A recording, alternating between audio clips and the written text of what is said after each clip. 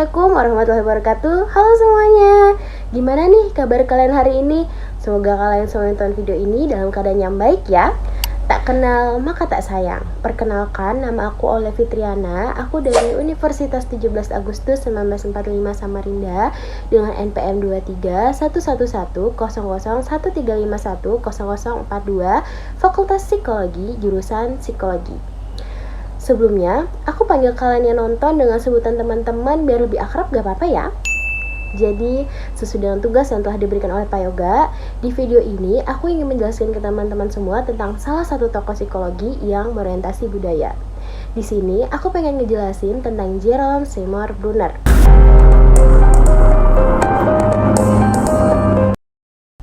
Tapi sebelum itu, teman-teman ada yang tahu nggak sih tentang Jerome Seymour Brunner? Kalau belum, yuk simak video ini. Siapa tahu habis mengenal Jerome Seymour Brunner, kalian jadi tertarik belajar psikologi yang berorientasi budaya. Tapi sebelum masuk ke tokohnya, aku pengen ngejelasin dulu deh sedikit tentang apa sih psikologi yang berorientasi budaya itu. Jadi, psikologi yang berorientasi budaya didefinisikan sebagai bidang psikologi yang mempelajari perbedaan budaya dan bagaimana budaya itu mempengaruhi perilaku manusia. Ini mencakup studi tentang nilai-nilai budaya, norma sosial, bahasa, dan tradisi budaya. Psikologi berorientasi budaya sendiri itu bisa dibilang memiliki peran yang penting untuk membantu kita dalam memahami bagaimana sih budaya itu mempengaruhi cara kita dalam berpikir, merasakan, dan bertindak. Hal ini juga dapat membantu aku dan teman-teman semua memahami orang lain yang berasal dari budaya yang berbeda dan menghindari prasangka atau diskriminasi. Salah satu contoh dari psikologi yang berorientasi budaya ialah perbedaan dalam memproses informasi. Ada budaya individualistik yang cenderung memproses informasi itu dengan lebih fokus pada diri sendiri. Ada juga budaya kolektivis yang lebih cenderung itu mempertimbangkan konteks sosial atau kelompok itu dalam memproses informasi. Nah, pandangan bahwa dalam menjelaskan perilaku dan proses mental itu harus memperhatikan konteks budaya memang sudah menjadi sesuatu yang umum di kalangan pakar psikologi. Pandangan tersebut tuh diwujudkan dalam sebuah pandangan. Ada yang menamakan dirinya dengan psikologi lintas budaya, psikologi antropologi, psikologi etnik, psikologi keberagaman, psikologi budaya, ataupun psikologi indigenus. Secara langsung dan tidak langsung, sebenarnya psikologi yang berorientasi budaya ini merupakan bentuk kritik dan koreksi dari psikologi mainstream yang cenderung ke barat-baratan. Nah, pada psikologi yang mainstream ini juga tuh kurang mengapresiasi pengaruh budaya terhadap perilaku. Setelah mendengar penjelasan sedikit tadi, teman-teman jadi tertarik gak untuk mempelajari lebih dalam tentang psikologi yang berorientasi budaya? Atau malah jadi bosan? Tapi ku harap teman-teman tertarik ya, setidaknya untuk menonton dan mendengarkan video ini sampai habis. Dan langsung saja kita masuk ke tokohnya, yakni Jerome Seymour Brunner yang dianggap sebagai salah satu pionir dan pendiri psikologi budaya. Buat teman-teman yang suka banget psikologi, pasti sudah nggak asing lagi sama Jerome Seymour Brunner atau kerap dipanggil Brunner. Jadi Brunner ini merupakan psikolog asal Amerika yang telah memberikan kontribusi signifikan dalam bidang psikologi kognitif dan psikologi pendidikan. Selain dikenal karena karyanya dalam pengembangan kognitif dan teori pembelajaran, Brunner itu juga sangat erat kaitannya dengan peran budaya dalam psikologi.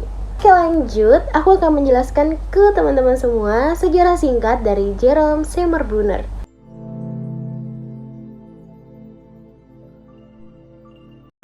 Dari sumber yang aku pelajari nih, kayak Wikipedia, blog, Gramedia, WordPress, Logos Consulting, dan The New York Times, itu dijelaskan bahwa Brunner lahir pada tanggal 1 Oktober 1915.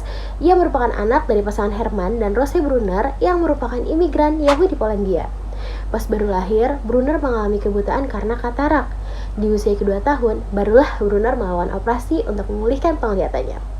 Tapi sayangnya di usia ke-12 tahun sang ayah meninggal dunia, sehingga Brunner harus pindah ke rumah keluarganya dan kerap kali putus sekolah dan pindah-pindah sekolah. Meskipun begitu, pada tahun 1937 ia menerima gelar sarjana di bidang psikologi di Duke University. Kemudian melanjutkan gelar master di bidang yang sama pada tahun 1939. Di tahun ini juga, Brunner menerbitkan artikel psikologi pertamanya tentang pengaruh ekstraktimus pada perilaku seksual tikus betina. Setelahnya, pada tahun 1941, Brunner mendapatkan gelar doktor bidang psikologi di Universitas Harvard. Selama Perang Dunia II, Brunner itu memiliki tugas di divisi perang psikologi di bawah Jenderal Eisenhower, meneliti fenomena psikologi sosial. Setelah Perang Dunia II selesai, pada tahun 1945, Brunner kembali lagi nih ke Harvard, tapi kali ini sebagai profesor psikologi dan mulai aktif menghasilkan berbagai macam penelitian tentang cara berpikir seseorang. Penelitiannya ini berkaitan dengan psikologi kognitif dan psikologi pendidikan tentunya.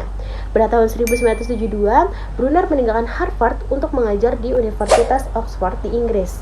Di sini beliau benar-benar fokus pada perkembangan bahasa awal dan juga bekerja dengan sekelompok besar mahasiswa pasca sarjana dan rekan pasca doktoral untuk memahami bagaimana anak-anak kecil itu berhasil memecahkan kode linguistik. Kemudian ia kembali ke Amerika Serikat pada tahun 1980 untuk melanjutkan penelitiannya di bidang psikologi perkembangan. Pada tahun 1991, Brunner bergabung di New York University. Di sana ia sebagai pengajar, terutama di Fakultas Hukum, mempelajari bagaimana psikologi itu mempengaruhi praktik hukum.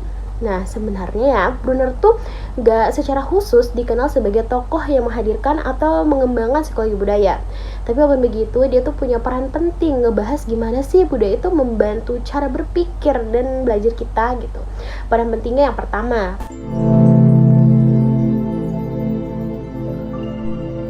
Brunner itu menyoroti bahwa budaya itu memainkan peran besar dalam cara kita belajar, memahami, dan merespon dunia. Dia menekankan bahwa pengalaman dan konteks budaya sangat mempengaruhi proses kognitif manusia.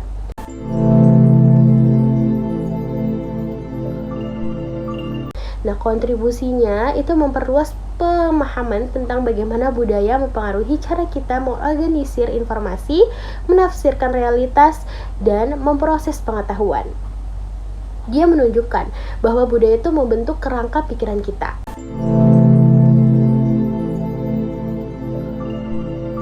Brunner itu mendorong pengembangan kurikulum yang memperhitungkan keberagaman budaya, mempertimbangkan bagaimana sih berbagai latar belakang budaya itu dapat mempengaruhi cara individu memahami konsep-konsep penting.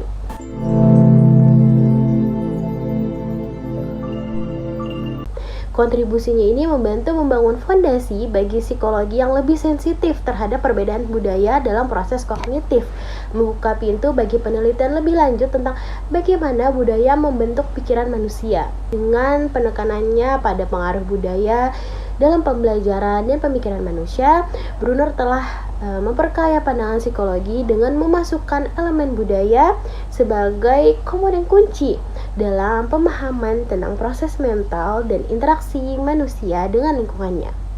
Brunner pernah mengungkapkan, ini dikutip oleh Selei 2003, karena pikiran manusia itu berkait dengan budaya, maka tidaklah mungkin kita membangun psikologi tanpa memperhatikan budaya atau hanya fokus pada manusia.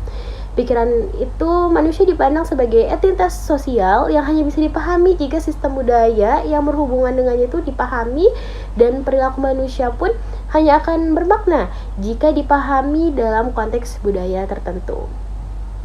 Akhir hidup Jerome Seymour Brunner berakhir pada tahun 2016, lalu di usianya hampir ke 101 tahun. Saya turut berduka cita atas meninggalnya beliau. Oke, sekian penjelasan tentang salah satu tokoh yang berorientasi budaya. Aku harap video ini dapat dipahami dan bermanfaat untuk kita semua ya. Kurang lebih mohon maaf. Wassalamualaikum warahmatullahi wabarakatuh. Sampai jumpa semuanya.